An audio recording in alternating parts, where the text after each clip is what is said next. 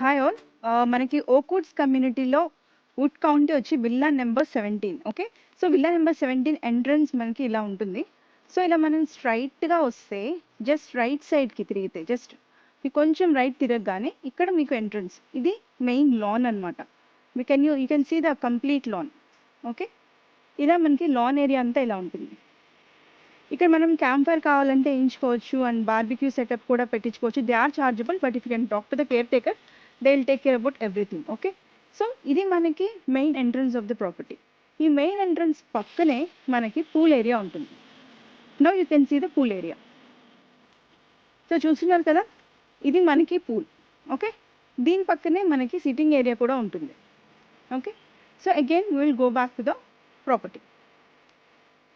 So నేను మళ్ళీ ఇప్పుడు మెయిన్గా ప్రాపర్టీ చూపిస్తున్నాను. వుడ్ కౌంటీ అనేది మెయిన్గా ఓక్వుడ్స్ అనే ఒక కమ్యూనిటీలో ఒక 2 bedroom property.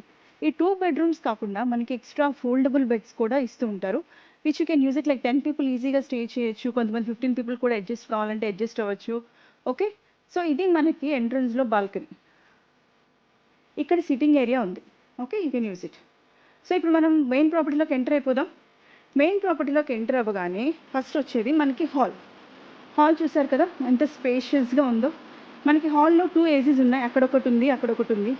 And along with that ఇక్కడ మీకు టీవీ సెటప్ ఉంది అండ్ బ్లూటూత్ స్పీకర్ కూడా ఉంది. రిమోట్స్ అన్నీ కూడా ఇక్కడే ఉంటాయి. అండ్ ఇలా మనం కొంచెం ముందుకు వెళ్తే ఇక్కడ మనకి kitchen area along with dining table కూడా ఉంది. కిచెన్ అంటే ఏంటి అంటే మినిమల్ కిచెన్. అంటే మీకు గ్యాస్ స్టవ్ ఉండదు కానీ ఇండక్షన్ స్టవ్ ఉంటుంది. దానికి సంబంధించిన 2 to 3 utensils కూడా ఉంటాయి. సో మీరు చూడొచ్చు, ఇది ఇండక్షన్ స్టవ్, ఇది రైస్ కుక్కర్, ఇది oven, some plates and glasses, మీకు వాటర్ బాటిల్స్ ఉంటాయి. ఓకే. ఇంకా యూస్ చేసుకోవడానికి I will show you.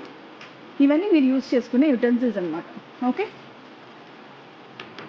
So going back, మీకు అక్కడ రిఫ్రిజిరేటర్ కూడా ఉంటుంది. ఓకే. సో ఇక్కడ మనకి ఆర్ఓ ఫెసిలిటీ కూడా ఉంది మీరు చూసినట్టయితే. సో వాటర్ ప్రాబ్లం కూడా ఏమి ఉండదు. డ్రింకింగ్ వాటర్ ఎప్పుడు కావాలని యూస్ చేసుకోవచ్చు. సో ఇది మనకి ఇప్పుడు హాల్ అయిపోయింది, డైనింగ్ రూమ్ అయిపోయింది.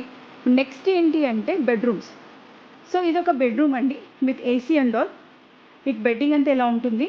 సో దీనికి ఒక అటాచ్డ్ బాత్రూమ్ ఉంది. Okay. So this is the bathroom. Okay. So first బెడ్రూమ్కి మీకు అటాచ్డ్ బాత్రూమ్ ఉంది. Now going to the second bedroom. ఇలా మనం బయటకు వస్తే మనకి స్ట్రైట్గానే సెకండ్ బెడ్రూమ్ ఉంటుంది. ఈ సెకండ్ బెడ్రూమ్లో కూడా మనకి అటాచ్డ్ బాత్రూమ్ ఒకటి ఉంది. So wood county is a 2 bedroom property with 2 attached bathrooms. So ఇక్కడ చూస్తే మనకి ఎక్స్ట్రా ఫోల్డబుల్ బెడ్స్ అన్నాను కదా, అవి ఇలా ఉంటాయి. సో అవి ఎక్స్ట్రా ఫోల్డబుల్ బెడ్స్ అనమాట. మీరు ఎక్స్ట్రా మెంబర్స్ వచ్చినప్పుడు వాడుకోవచ్చు.